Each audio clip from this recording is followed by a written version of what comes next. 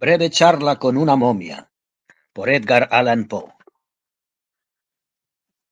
El simposium de la noche anterior había fatigado un poco mis nervios. Tenía un atroz dolor de cabeza y estaba desesperadamente soñoliento.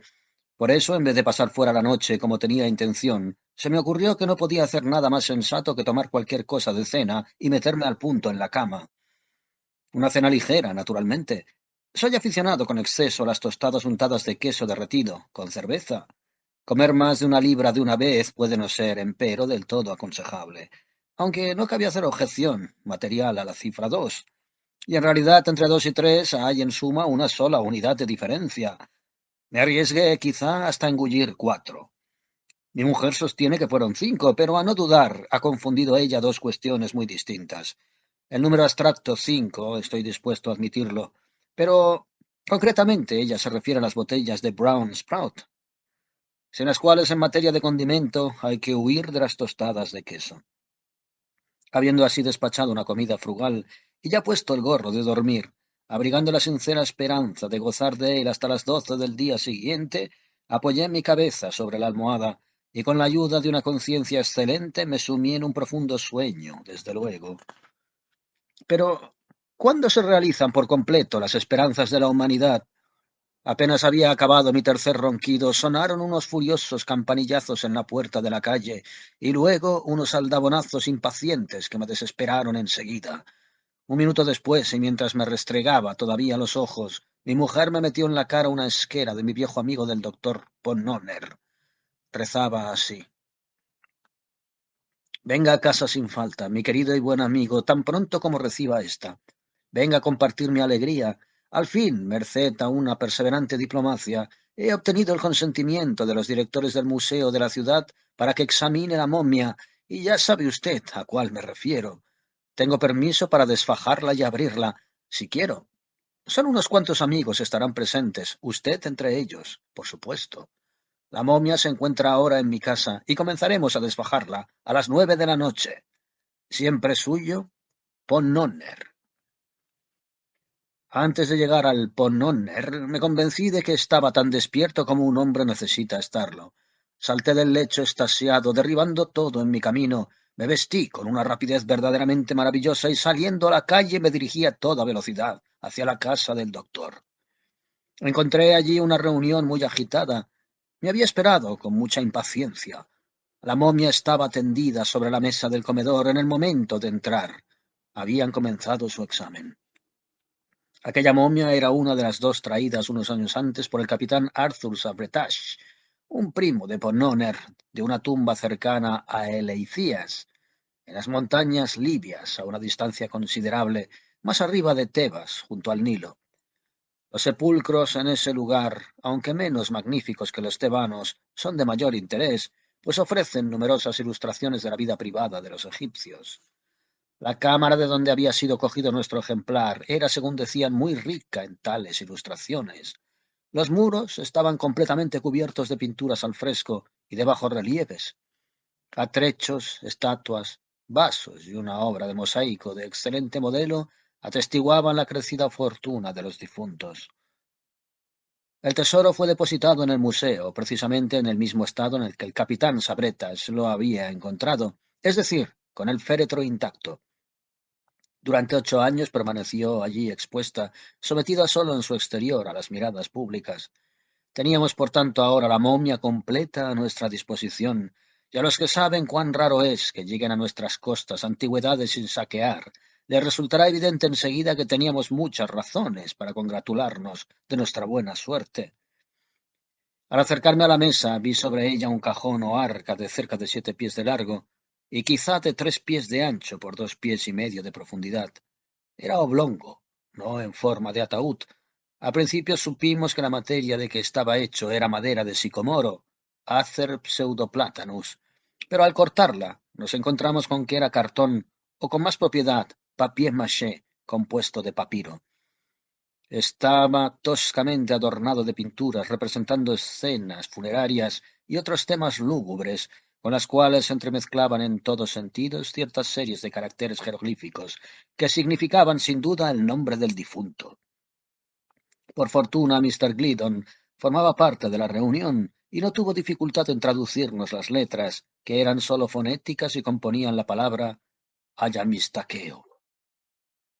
Nos costó algún trabajo abrir el arca sin estropearla, pero efectuada al cabo de la tasca, encontramos una segunda, esta en forma de ataúd, y de un tamaño mucho menor que la externa, aunque parecida a aquella con exactitud en todo lo demás. El espacio entre las dos estaba relleno de resina que había hasta cierto punto deteriorado los colores de la caja interna. Después de haber abierto esta, lo cual nos fue muy fácil, llegamos a una tercera caja, también en forma de ataúd y que no se diferenciaba de la segunda en ningún detalle, salvo en su materia, que era cedro, y desprendía aún el peculiar y altamente aromático olor de esa madera. Entre la segunda y la tercera caja no quedaba espacio alguno. Al sacar la tercera caja descubrimos y sacamos el propio cuerpo. Esperábamos encontrarlo, como es costumbre, envuelto en numerosas tiras o vendas de lino, pero en lugar de ello hallamos una especie de vaina hecha de papiro y cubierta de una capa de yeso burdamente pintada y dorada. Las pinturas representaban temas relacionados con los diversos supuestos deberes del alma y su presentación a las diferentes divinidades entre numerosas figuras humanas idénticas, puestas allí, con toda probabilidad, como retratos de las personas embalsamadas. De la cabeza a los pies se extendía una inscripción columnaria o perpendicular en jeroglíficos fonéticos, indicando de nuevo el nombre y los títulos del difunto y los nombres y títulos de sus parientes. Alrededor del cuello, así desfajado, estaba el collar de cuentas de vidrio cilíndricas de diversos colores y dispuesto como para formar imágenes de deidades, del escarabajo, etc., con el globo alado. En torno a la parte estrecha de la cintura había un collar o cinturón parecido. Habiendo quitado el papiro, encontramos la carne en excelente conservación, sin ningún olor perceptible. El color era rojizo, la piel dura, lisa y satinada, los dientes y los cabellos se hallaban en buen estado.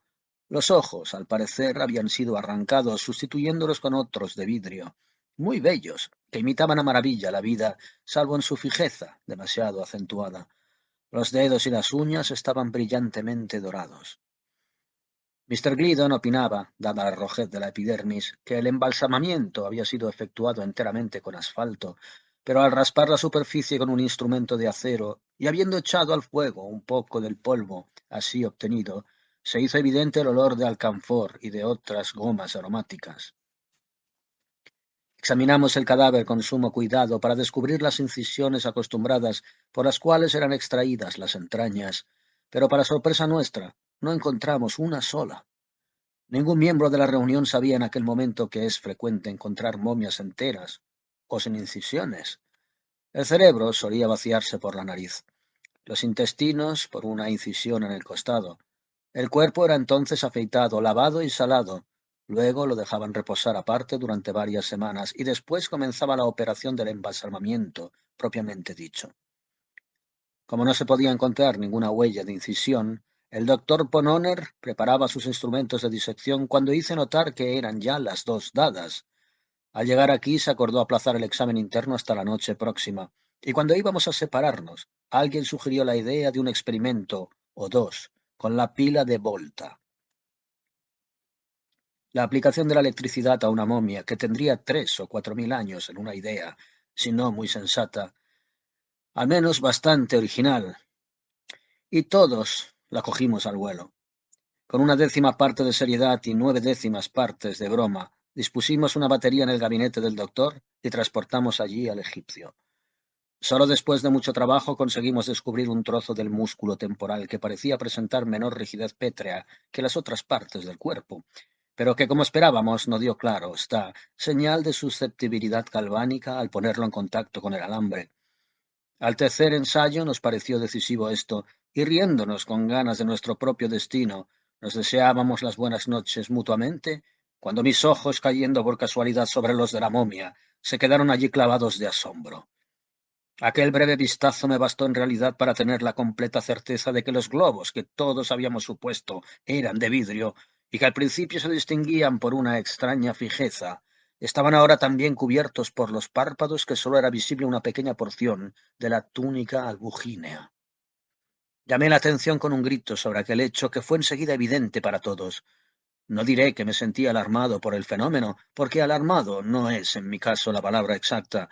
Es posible, sin embargo, que a causa del Brown Stout estuviese un poco nervioso. En cuanto al resto de los reunidos, no intentaron, por cierto, ocultar el claro miedo que los invadía. El doctor Pononer era un hombre que daba lástima. Mr. Gliddon, por algún procedimiento especial, se hizo invisible, e imagino que Mr. Silk Buckingham no tendrá la osadía de negar que se metió a cuatro patas debajo de la cama. Pasada la primera conmoción de estupor, decidimos, empero, ni qué decir tiene, efectuar inmediatamente otro experimento. Nuestras operaciones se dirigieron ahora contra el dedo pulgar del pie derecho. Hicimos una incisión en la parte externa del os semaimoideum pollicis pedis y llegamos así a la raíz del músculo abductor. Adaptando de nuevo la batería, aplicamos ahora el fluido a los nervios bisectores, cuando con un movimiento que superaba el de la vida natural, la momia levantó la rodilla derecha como para ponerla en estrecho contacto con el abdomen, y luego, enderezando aquel miembro con una fuerza inconcebible, largó un puntapié al doctor Pononer, que tuvo por efecto disparar a dicho gentleman como el proyectil de una catapulta y lanzarle a la calle por una ventana. Nos precipitamos fuera en más para recoger los destrozados restos de la víctima, pero tuvimos la dicha de encontrárnoslo en la escalera, que subía con una inexplicable celeridad, henchido de la más ardiente filosofía y más convencido que nunca de la necesidad de proseguir nuestro experimento con vigor y celo. Por consejo suyo, en efecto, hicimos acto seguido una profunda incisión en la punta de la nariz del paciente, mientras el propio doctor, cogiéndola con ímpetu, la puso en violento contacto con el alambre. Moral y físicamente, metafórica y literalmente, el efecto fue eléctrico. Primero el cadáver abrió los ojos y parpadeó muy deprisa durante unos minutos, como hace Mr. Burns en su pantomima. En segundo lugar, estornudó. En tercer lugar, se incorporó, quedando sentado. En cuarto, colocó su puño ante la cara del doctor Pononer, y en quinto lugar, volviéndose hacia los señores Gliddon y Buckingham, se dirigió a ellos, en el egipcio más puro, de este modo: Debo decirles, caballeros, que estoy tan sorprendido como mortificado por su conducta. Del doctor Pononer no podía esperarse otra cosa. Es un desdichado y gordo mentecato que no sabría hacer nada mejor. Le compadezco y le perdono. Pero usted, Mr. Gliddon, y usted, Silk, que han viajado y residido en Egipto hasta el punto de que podría imaginarse que han nacido en aquellas tierras, usted, digo, que ha vivido tanto tiempo entre nosotros, que habla el egipcio tan bien, creo, como escribe su lengua materna. De usted, a quien había yo considerado siempre como el más fiel amigo de las momias, esperaba realmente un comportamiento más caballeroso. ¿Qué debo pensar de su actitud impasible al verme tratado de un modo tan brutal? ¿Qué debo suponer cuando permite a fulano, zutano y mengano que me despojen de mi féretro y de mis ropas en este clima detestablemente frío?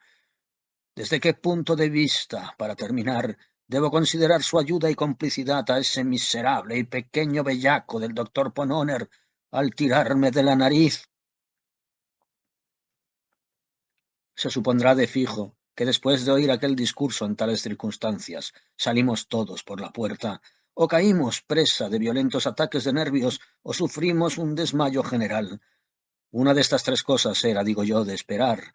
Al fin y al cabo, cada una de esas tres líneas de conducta pudo haber sido seguida muy plausiblemente, y bajo palabra, no he logrado saber cómo o por qué no seguimos ninguna de las tres.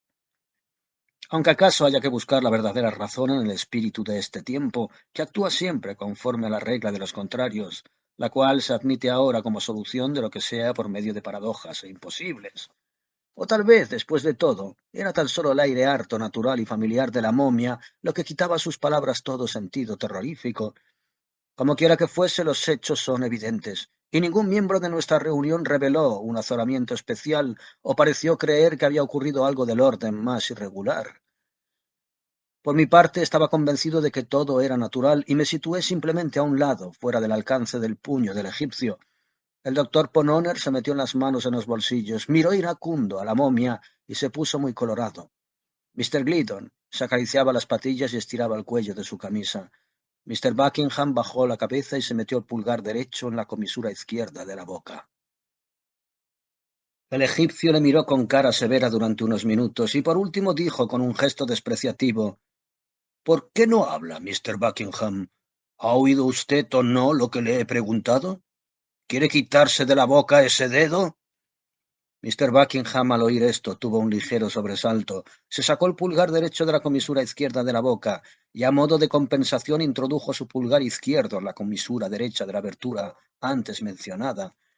No pudiendo obtener una respuesta de Mr. Buckingham, la momia se volvió malhumorada hacia Mr. Gliddon y en tono perentorio le pidió que explicase en términos generales qué era lo que deseábamos todos. Mr. Gliddon respondió extensamente en fonética, y de no ser por la insuficiencia de tipos jeroglíficos en las imprentas estadounidenses, tendría yo mucho gusto en transcribir aquí, en el original, su excelente discurso. Aprovecharé esta ocasión para hacer notar que toda la conversación subsiguiente en que tomó parte la momia tuvo lugar en egipcio primitivo, por mediación, en lo que respecta a mí mismo y a los otros miembros de la reunión que no habían viajado, por mediación, repito, de los señores Gliddon y Buckingham como intérpretes. Estos caballeros hablaban la lengua materna de la momia con fluidez y gracia inimitables. Pero no podía yo dejar de observar que, a causa sin duda de la introducción de imágenes enteramente modernas y por descontado enteramente nuevas para el extranjero, los dos viajeros se vieron a veces precisados a emplear formas sensibles, a fin de darles un sentido especial. Hubo un momento, por ejemplo, en que Mr. Gliddon no pudo hacer comprender al egipcio el vocablo política hasta que trazó sobre la pared con un trozo de carbón un caballerete de nariz granujienta, con los codos al aire, erguido hacia atrás, el brazo derecho proyectado hacia adelante, el puño cerrado, los ojos alzados hacia el cielo y la boca abierta en un ángulo de 90 grados. De igual modo, Mr. Buckingham no conseguía hacerle entender la idea por completo moderna de Wick, hasta que, por indicación del doctor Ponnonner, palideciendo a fondo, accedió a quitarse la suya. Era en verdad muy comprensible que el discurso de Mr. Gliddon versara principalmente sobre los grandes beneficios que la ciencia podía obtener del desfajamiento y desentrañamiento de las momias, disculpando a este respecto cualquier molestia que le hubieran podido causar a él en particular, a la momia llamada Ayamistaqueo.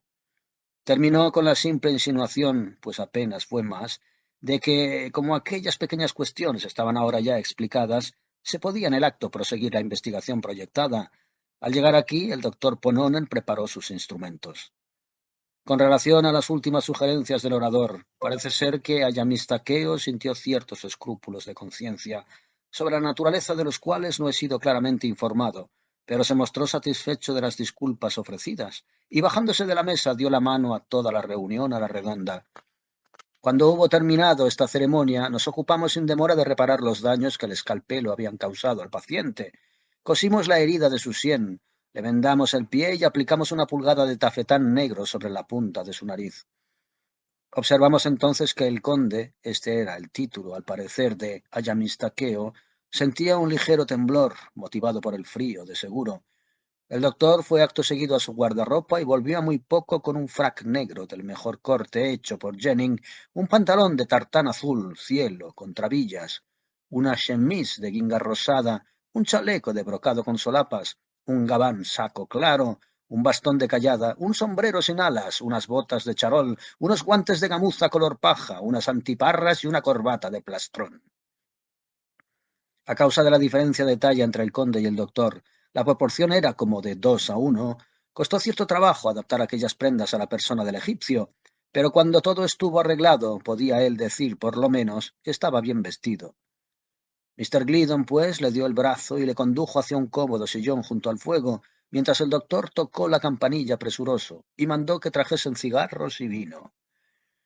Se animó la conversación muy pronto. Existía naturalmente mucha curiosidad con respecto al hecho, bastante notable, de que Ayamistaqueo estuviera vivo. Yo hubiera pensado, observó Mr. Buckingham, que hacía ya mucho tiempo que había usted muerto. ¿Cómo? Replicó el conde muy asombrado. Si no tengo más que 700 años. Mi padre vivió 1000, y no chocheaba en absoluto cuando murió. Siguió a esto una serie de preguntas y de cálculos, por medio de los cuales resultó patente que la antigüedad de la momia había sido muy torpemente evaluada. Hacía 5050 años y unos meses que había sido depositada en las catacumbas de Leicías. Pero mi observación, prosiguió Mr. Buckingham, no se refería a su edad en la época de su entierro. No deseo de todas veras sino reconocer que aún es usted joven. Yo aludía a la inmensidad de tiempo durante el cual, según su propia manifestación, debe usted de haber estado envuelto en asfalto. ¿En qué? Preguntó el conde. En asfalto, insistió Mr. Buckingham. Ah, sí. Tengo una vaga noción de lo que quiere usted decir. Eso puede servir, aunque en mi tiempo no empleábamos apenas más que el bicloruro de mercurio. Pero lo que no resulta más difícil de comprender, dijo el doctor Pononer, es cómo puede ocurrir que, habiendo usted muerto y sido enterrado en Egipto hace 5000 años, esté aquí hoy perfectamente vivo y con un aspecto tan deliciosamente saludable. Si yo hubiese, como usted dice, muerto, replicó el conde, es muy probable que muerto seguiría, pues noto que están ustedes aún en la infancia del galvanismo y que no pueden realizar con él lo que era cosa corriente entre nosotros en los antiguos días. Pero el hecho es que sufrí un ataque de catalepsia y que mis mejores amigos creyeron que estaba muerto o que debía estarlo, y decidieron embalsamarme enseguida. Supongo que conocerán ustedes el principio capital del método de embalsamamiento. ¿Cómo? Ni una palabra. Ah, ya lo veo. Deplorable estado de ignorancia. Bien, no puedo entrar en detalles por ahora, pero es necesario explicarles que en Egipto, embalsamar, hablando con propiedad, era suspender por tiempo indefinido todas las funciones animales sometidas a ese procedimiento. Empleo la palabra animal en su sentido más amplio, abarcando el ser tanto moral como vital. Repito que el principio capital del embalsamamiento consistía entre nosotros en paralizar inmediatamente y en mantener perpetuamente en suspenso todas las funciones animales sometidas a ese procedimiento. Para ser breve, cualquiera que fuese el estado en que se encontrara el individuo en el período de embalsamamiento, en ese mismo estado permanecía. Ahora bien, como tenía yo la buena suerte de ser de la sangre del escarabajo, fui embalsamado vivo, tal como me ven ustedes actualmente. La sangre del escarabajo, exclamó el doctor Pononer. Sí, el escarabajo era la insignium, las armas de una familia noble muy distinguida y muy poco numerosa. Ser de la sangre del escarabajo significa, en fin, ser uno de los miembros de esa familia que tenían el escarabajo como emblema. Hablo en sentido figurado. Pero, ¿qué tiene eso que ver con que esté usted vivo ahora? Pues verán ustedes. Era costumbre general en Egipto quitar al cadáver, antes del embalsamamiento, los intestinos y el cerebro.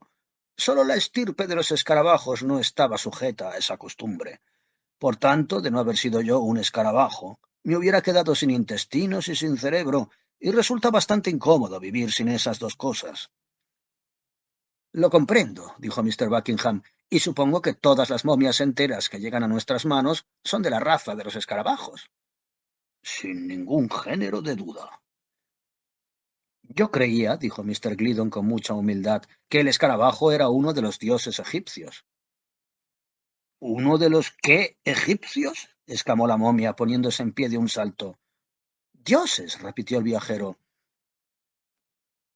Mr. Gliddon, estoy muy asombrado de oírle hablar de ese modo, dijo el conde sentándose de nuevo. Ninguna nación sobre la faz de la tierra ha reconocido nunca más que un dios.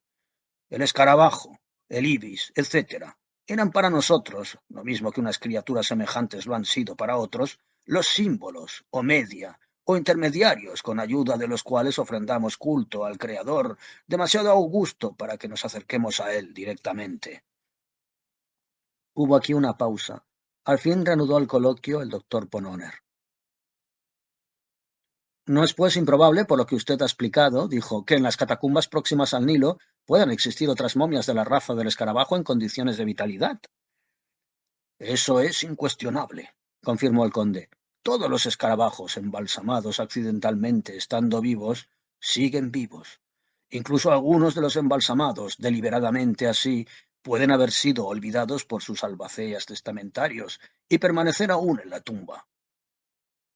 ¿Tendría usted la bondad de explicar, dije, qué entiende usted por embalsamados deliberadamente así? Con mucho gusto, respondió la momia, después de examinarme despacio a través de sus antiparras, pues era la primera vez que me atrevía a hacerle una pregunta directamente. Con mucho gusto, repitió. La duración ordinaria de la vida del hombre en mi tiempo era de 800 años aproximadamente. Pocos hombres morían, salvo a consecuencia de un accidente extraordinario, antes de los 600, y pocos vivían más de 10 siglos, pero 8 siglos eran considerados como el término natural. Después de descubrirse el principio de embalsamamiento, como ya se lo he descrito antes, se les ocurrió a nuestros filósofos que se podría satisfacer una laudable curiosidad y al mismo tiempo hacer progresar en grandes los intereses de la ciencia, viviendo ese término natural en plazos. Por lo que atañe a la historia, la experiencia ha demostrado a las claras cuán indispensable sería algo así.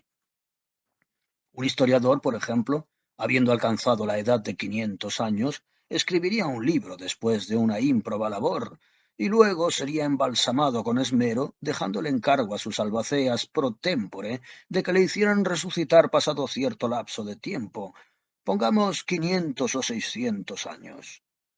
Cuando volviera a la vida al expirar ese plazo, encontraría indefectiblemente su gran obra convertida en una especie de cuaderno de notas escritas al azar, es decir, en una especie de liza literaria abierta a las conjeturas antagónicas, a los enigmas y disputas personales de toda la chusma de exasperados comentadores. Esas conjeturas, etcétera, pasando bajo el nombre de anotaciones o enmiendas, habrían envuelto, deformado y aniquilado el texto, hasta el punto de que el autor tendría que ir dando vueltas con una linterna para descubrir su propio libro. Cuando lo descubriese, no merecería la pena que se hubiera tomado ninguna molestia en buscarlo. Después de reescribirlo desde el principio hasta el fin, consideraría el historiador un deber ineludible ponerse sin tardanza a corregir, conforme a su ciencia y experiencia propias, las tradiciones actuales referentes a la época en que hubiera él vivido antes. Ahora bien, este procedimiento de reescritura y de rectificación personales, proseguido de cuando en cuando por diferentes sabios, tendría como efecto impedir que nuestra historia degenere en una completa fábula. Le pido que me perdone, dijo el doctor Pomoner en este momento, poniendo suavemente su mano sobre el brazo del egipcio. Le pido que me perdone, conde, pero ¿me permite que le interrumpa un momento? Sin duda alguna, caballero, accedió el conde retirando el brazo. Quisiera nada más que hacerle una pregunta, repuso el doctor. ¿Ha aludido usted a correcciones personales del historiador de tradiciones relativas a su época? Como promedio, se lo ruego, ¿en qué proporción se encontraba generalmente mezclada la verdad a esa cábala? La cábala, como usted la llama apropiadamente, caballero, estaba por regla general a la par con los hechos registrados en la historia misma no reescrita, es decir, que no se conoció nunca ni una simple tilde de la una o de la otra en ninguna circunstancia que no fuese total y radicalmente falsa. Pero ya que resulta absolutamente claro, prosiguió el doctor, que han transcurrido lo menos 5000 años desde su entierro, doy por supuesto que su historia, si no sus tradiciones en ese periodo, era lo bastante explícita sobre un tema de interés universal, la creación, que tuvo lugar, como sabe usted sin duda, solo unos 10 siglos antes. Caballero, exclamó Ayamistaqueo. El doctor repitió su observación, pero únicamente después de muchas explicaciones adicionales pudo hacer que comprendiese el extranjero. Al cabo, este último dijo vacilando: Las ideas que ha indicado usted son para mí, lo confieso, totalmente nuevas. En mi tiempo no he conocido nunca a nadie que tomara en consideración una fantasía tan peregrina como la de que el universo, o este mundo, si usted lo prefiere, pueda haber tenido un comienzo. Recuerdo que una vez, solo una vez, oí algo vagamente insinuado por un hombre de mucha ciencia concerniente al origen de la raza humana, y este hombre empleaba como usted la palabra Adán o tierra roja. La empleaba, no obstante, en un sentido genético, refiriéndose a la generación espontánea sobre la tierra fértil, ni más ni menos que como un millar de minúsculas especies germinadas. A la generación espontánea, digo, de 5 vastas hordas de hombres creciendo simultáneas en 5 partes distintas del globo, casi iguales. Aquí la reunión en general se encogió de hombros y uno o dos miembros se barrenaron la sien con un gesto significativo. Mr. Silk Buckingham, lanzando una rápida ojeada primero sobre el occipucio y luego sobre el sincipucio de Ayamistaqueo, habló del siguiente modo. La larga duración de la vida animal en su tiempo, unida a la práctica ocasional de pasarla, como nos ha explicado usted en plazos, debió de haber contribuido realmente a fortalecer el desarrollo general y la acumulación de la ciencia. Presumo, pues, que debemos atribuir totalmente la marcada inferioridad de los antiguos egipcios en todas las especialidades de la ciencia, comparados con los hombres modernos, y más en particular con los yanquis, al mayor espesor del cráneo egipcio. Confieso de nuevo, replicó el conde con mucha afabilidad, que me cuesta algún trabajo comprenderle. ¿Quiere decirme, se lo ruego, a qué partes de la ciencia alude usted? Aquí la reunión entera, uniendo sus voces, detalló extensamente las teorías de la frenología y las maravillas del magnetismo animal. Habiéndonos escuchado hasta el final, el conde se puso a contarnos algunas anécdotas, por las cuales resultó evidente que los prototipos de Gall y Spurzheim habían florecido y fenecido en Egipto hacía tanto tiempo que estaban casi olvidados, y que los procedimientos de Mesmer eran, si bien se mira, despreciables tretas en comparación con los positivos milagros realizados por los sabios tebanos que creaban piojos y otros muchos seres semejantes. Pregunté al conde si su raza había sido capaz de calcular los eclipses. Sonrió con cierto desdén y dijo que sí. Esto me azaró un poco, pero iba yo a hacerle otras preguntas referentes a su ciencia astronómica, cuando un miembro de la reunión, que no había abierto aún la boca, murmuró a mi oído que, si necesitaba una información sobre aquello, haría mejor en consultar a Ptolomeo, quien quiera que fuese, y también a un tal Plutarco en su obra De Facie Lunae. Interrogué entonces a la momia sobre los vidrios ardientes y las lentes, y en suma acerca de la fabricación del vidrio, pero no había terminado de hacer mis preguntas cuando aquel miembro silencioso me dio suavemente con el codo, rogándome por amor de Dios que echase una ojeada sobre Diodoro de Sicilia. En cuanto al conde, solo me preguntó a manera de réplica si nosotros los modernos teníamos microscopios que nos permitiesen tallar camafeos al estilo de los egipcios. Mientras pensaba yo cómo podría contestar aquella pregunta, el pequeño doctor Ponnonner se aventuró por un camino muy extraordinario. Vea usted nuestra arquitectura, ponderó con gran indignación de los dos viajeros que le pellizcaban hasta ponerle negro y morado en vano. Vea usted, gritó entusiasmado, la fuente del Bowling Green, en Nueva York. O, si esa es una visión demasiado abrumadora, contemple un monumento al Capitolio de Washington, D.C. Y el bueno del hombrecillo médico se puso a detallar con mucha minuciosidad las proporciones del edificio mencionado. Explicó que el pórtico solo estaba adornado con no menos de 24 columnas de 5 pies de diámetro y a 10 pies de distancia unas de otras. El conde dijo que lamentaba no poder acordarse con precisión en aquel momento de las dimensiones exactas de algunos de los principales edificios de la ciudad de Aznac, cuyos cimientos se perdían en la noche del tiempo, pero cuyas ruinas estaban aún en pie por la época de su entierro, en una amplia llanura de arena al oeste de Tebas. Recordaba, sin embargo, hablando de pórticos, que uno de ellos, erigido en un palacio inferior en una especie de suburbio llamado Karnak, se componía de 144 columnas de 37 pies de circunferencia y 25 de separación. Se llegaba a aquel pórtico desde el Nilo por una avenida de 2 millas de largo, formada con esfinges, estatuas y obeliscos de 20, 60 y 100 pies de altura. El propio palacio, hasta donde él podía recordar, tenía en una sola dirección 2 millas de largo y podría tener en total cerca de 7 de circuito. Los muros estaban ricamente pintados, todos por fuera y por dentro con jeroglíficos. Él no pretendía afirmar que no se hubiesen podido edificar 5 o 6 de aquellos capitolios del doctor entre sus muros, pero no estaba demostrado que 200 o 300 de ellos no hubiesen podido estibarse allí sin demasiado trastorno. Aquel palacio de Karnak era un pequeño, un insignificante edificio después de todo. Él, el conde, con todo, no podía en conciencia negarse a admitir la ingeniosidad, la magnificencia y la superioridad de la fuente del Bowling Green, tal como la describía el doctor. Nada parecido se veía obligado a confesarlo, se había visto nunca en Egipto ni en ninguna otra parte. Pregunté entonces al conde qué podía decir de nuestros ferrocarriles. Nada, replicó, nada de particular. Son un tanto endebles, un tanto mal ideados y toscamente ensamblados. No pueden, pues, compararse naturalmente con las calzadas amplias, llanas, directas, de rodadas de hierro, sobre los cuales los egipcios transportaban templos enteros y obeliscos macizos de 150 pies de altura.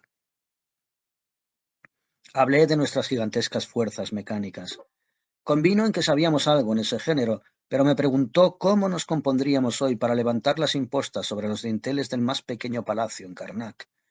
Decidí dar por no oído aquello y le pregunté si tenía alguna idea de los pozos artesianos, pero se limitó a levantar las cejas mientras Mr. Gliddon me guiñaba con mucha insistencia los ojos y me decía en voz baja que los ingenieros encargados de los sondeos para buscar agua en el gran oasis habían descubierto uno recientemente.